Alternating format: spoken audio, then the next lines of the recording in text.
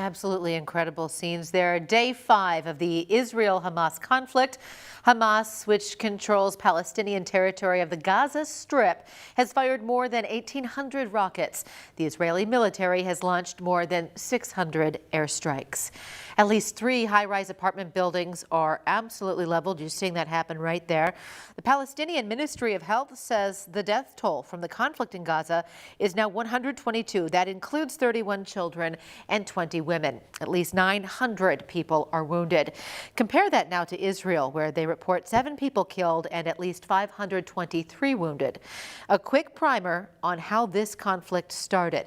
Fighting began late Monday when Hamas fired a long-range rocket at Jerusalem. Hamas did that in support of Palestinian protests happening in Jerusalem.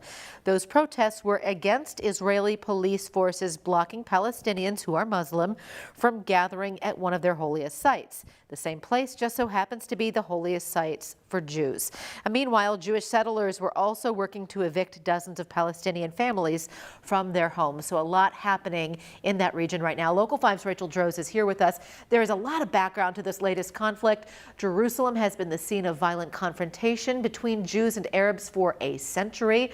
While this is happening overseas, we are telling you all of this because Iowans also have pretty strong feelings about this conflict. So Rachel, what are you hearing? Well, there is, of course, it's a pretty contentious topic, and as you might expect, both sides are defending actions taken to hold on to the land that they consider their own. Iowans raising awareness about the conflict happening in the Middle East. And as we watch the news, very often all we hear about is Israel retaliated for rockets sent from Gaza.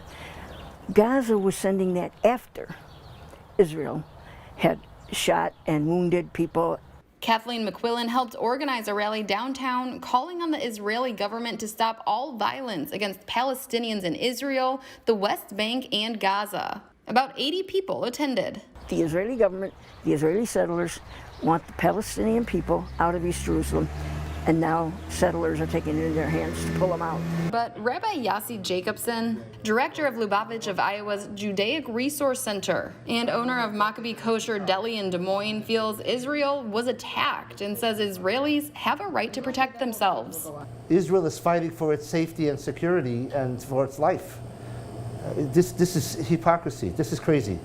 This is totally out of line, and they know it, because they're choosing their words so. Bud Hockenberg sits on the board of Iowans Supporting Israel, a nonprofit group that encourages people to support and defend the rights of the Jewish state of Israel. This is an effort by Hamas and Palestine Authority to destroy the state of Israel by a terrorist attack.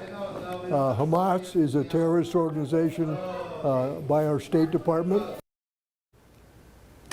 While this conflict is happening more than 6,000 miles away, Iowa actually has ties to both places. West Des Moines, where we're at right now at Local 5 Studios, actually has a sister city in Israel, and Muscatine has a sister city in Palestine. Stephanie? Lots of local connections. Rachel, thank you.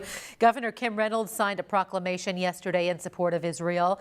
The proclamation urges Iowans to pray for peace and show solidarity for the country. Democrats in Congress, meanwhile, introduced a bill in support of the Palestinian people. According to the Defense for Children International Palestine, the bill would prohibit Israeli leaders from using U.S. tax money to commit human rights abuses in the West Bank.